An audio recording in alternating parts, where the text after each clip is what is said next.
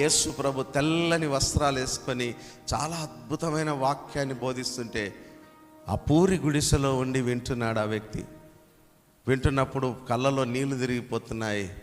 ఈ వ్యక్తి ఎంతోమందిని బాగుపరుస్తున్నాడని అతను విన్నప్పుడు మనసులో అనుకున్నాడు, ఇతని దగ్గరికి నేను ఎలాగైనా వెళ్ళాలి, నా బాధను చెప్పుకోవాలి, నా కష్టాన్ని చెప్పుకోవాలి, నా దుఃఖము నుంచి విడుదల పొందుకోవాలి. ఒక్క అవకాశమైన కనీసం ఈయనను ఒక్కసారైనా నేను కలిస్తే బాగుండు, నా బ్రతుకు బాగవుతుందేమో అని ఆలోచించి ఆ వ్యక్తి దేవుని దగ్గరికి వెళ్ళాలని ప్రయాసపడ్డాడు.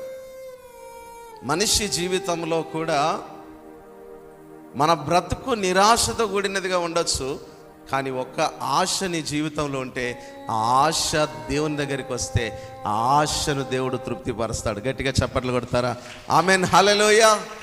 ఒక దిక్కు రావడానికి కావలసిన అనుకూలత బాడీలో లేదు, కానీ మనసులో ఒక మంచి ఆలోచన, నేను ఎలాగైనా దేవుని కలుసుకోవాలి.